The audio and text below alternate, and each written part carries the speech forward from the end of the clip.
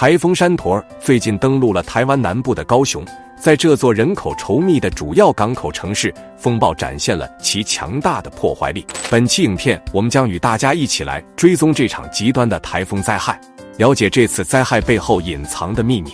在我们开始之前，别忘了订阅追踪自然灾害频道，同时打开铃铛按钮，以避免错过我们后期的精彩更新。我们接着往下看，台风来袭时，持续的风速达到了126公里每小时，最猛烈的阵风更是高达每小时162公里。这场强大的风暴不仅带来了狂风，更伴随着连续多日的强降雨，特别是在台湾的东部和南部地区，5天内的持续降雨已经给台湾的民众带来了灾难性的影响。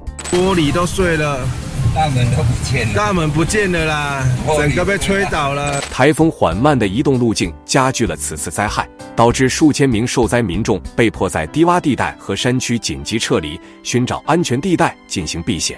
为了减轻台风山陀带来的影响，台湾政府迅速采取了防灾措施，连续2天关闭了学校、政府机关和大部分企业。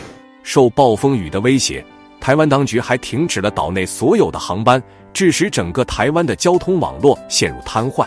全线停航以来，滞留在这里的货车，这个滞留的车辆是达到了3000多辆。与此同时，台湾国防部紧急动员了接近4万名士兵，以协助应对救灾行动，确保快速应对台风带来的灾难。值得注意的是，台风山陀的威力超乎寻常，最大持续风速达到了198公里每小时，阵风甚至高达245公里每小时，给当地带来了巨大的破坏。在高雄港2港口还测到了破纪录的17级的强风，所以包括渔船，包括3.8吨的货柜这么重都被强风给吹着跑。另外还有集中摆放的鹰架也不敌狂风来袭，应声倒地。而在市区的这个牌楼呢，也被强风吹到整个倒塌。还有在小港区的民宅，铁皮一整片直接被吹走，画面非常惊人。受风暴影响，导致航班被迫取消，同时还引发了超市抢购风潮。这些事件一度蔓延全岛。好夸张啊！夸张得很啊！台风天一定要来超市抢东西，可惜我还是抢晚了，空空如也呀！只抢到了1盒鸡蛋，你们都抢到了什么呀？来晚了，还买什么喽？空空如也啊！你们抢那么猛干嘛？他妈有没有店煮饭喽？真的是啥都没了。有什么买什么呢？什么都空了，菜都没有了，菜全部空空的了，这么疯狂的吗？看一下排队的队，我作为一个内地人，第一次在这边感受这个台风，完全看不到头。还有啥买的都没得买了，都卖空了。这个结账的队伍看不到头啊！大家看到了没有？台风马上要来了，我也没有见过有多厉害，但是呢，这2天我看到大家都在市场抢菜。这种场面呢，我看了我都害怕。台风厉不厉害？目前还不知道，但是呢，他们抢菜那是真的厉害。什么涨修会，什么促修会，都不如台风修得快。最令人愤怒的是，竟然有人通过此次台风发灾难财，恶意提高菜价，菜篮族直接被吓傻，直呼不敢买。还不下手？那一颗高丽菜那么大一颗买下去，不然要几百了耶，要几百下去了。对啊，对我们这种小市民来讲，有点贵。叶菜类就是差距比较大啦，都涨很多啊，买起来都感觉好像下不了手的感觉。这样，对于此类现象，你怎么看？欢迎在评论区留下你宝贵的看法。我们接着往下看，台风的路径也引起了广泛关注。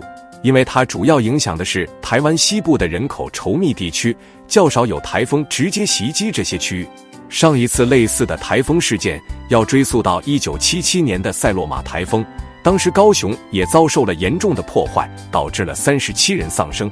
此数据让人听了感到很痛心。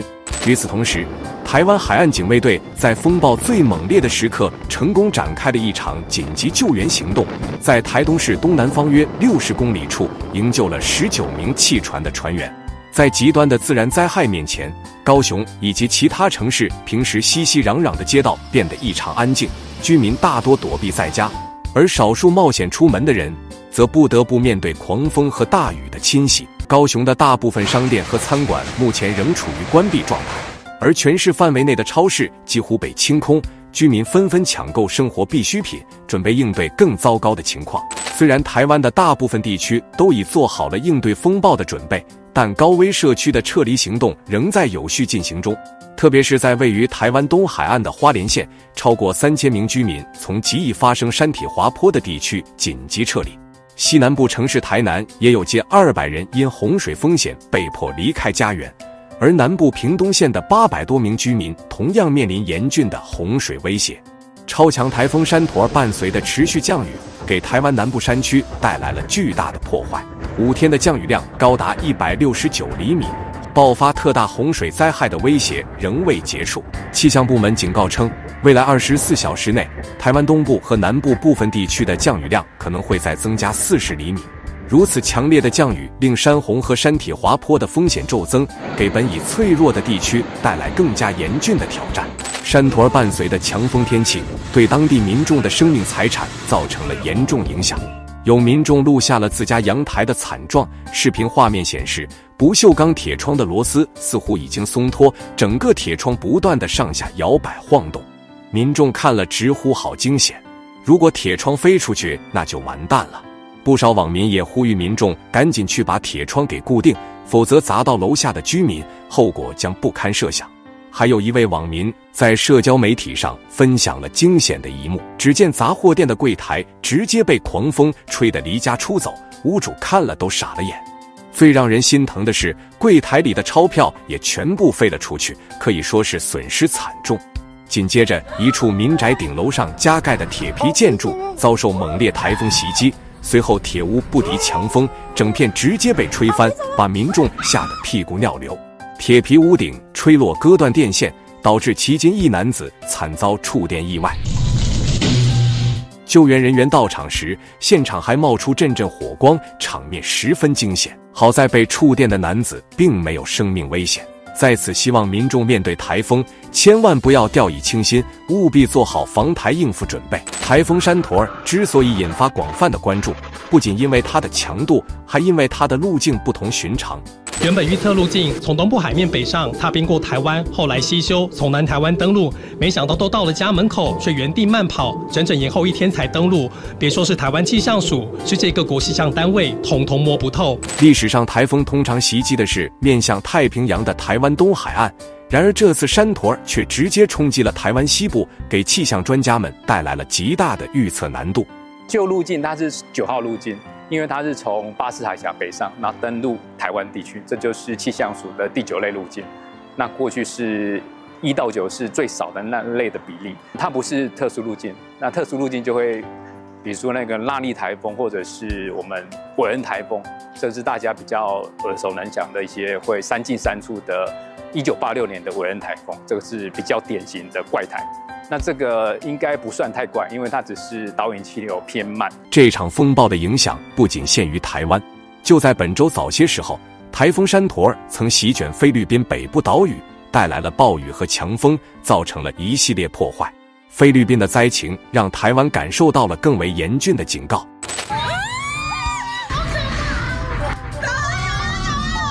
台风山陀带来的狂风肆虐整个高雄，民众尖叫嘶吼，只能眼睁睁地看着几十斤重的铁皮屋顶直接被狂风掀翻，屋顶上的水塔和电线瞬间冒出火花，场面非常惊险。铁皮屋顶被撕裂的场景在这次台风中是发生最频繁的事件。然而，这些铁皮建筑大多数都是民众违建的，对当地民众造成极大的安全隐患。我当然是希望卖去，但是我没一种管理啊，我无法度讲叫卖去就卖去啊。前期考量的话，你会想要去检举？我不会去检举，不好意思。一场台风把违建问题展现得淋漓尽致，普通民众遇到天灾真的是太难了。那问题来了，如果你看见隔壁邻居在加盖铁皮建筑，你会偷偷向政府等相关部门检举吗？请在评论区发表您的想法。让我们接着往下看。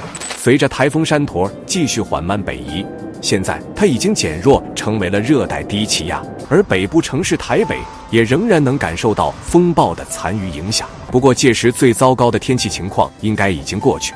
据了解，此次台风山陀至少造成2人死亡，上百人受伤。造成的经济财产损失更是难以估计。与此同时，在台风来袭之际，屏东一家医院因发生火灾，造成了9人死亡的沉痛事件。当局消防人员以及该医院的医护人员在台风下进行紧急救援。那问题来了，浓烟怎么会从机电大楼窜到医疗大楼的呢？有关专家分析，可能是管道间没有做好防火措施，或者是楼梯间的防火门疑似没有关上。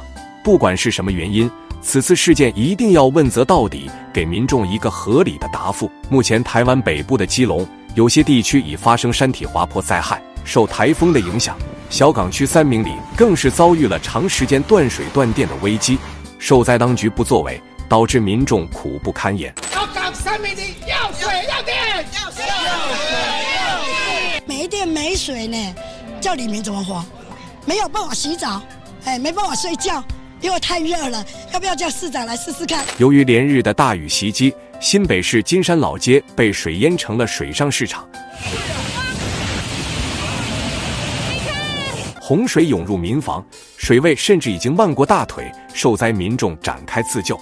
在这样的环境下，机车骑士也不得不下车熄火，直接推着爱车回家。台风山陀造成的破坏程度目前还没有进行完全评估，救援和恢复工作可能需要几天甚至数周才能全面展开。台湾的应急小组仍在夜以继日地努力应对眼前的危机，而接下来的任务将更加艰巨，帮助受灾地区重建家园、恢复基础设施，以及协助那些流离失所的居民尽快恢复正常生活。无论是民众的安全还是财产的保护，都会受到这场台风的严峻考验。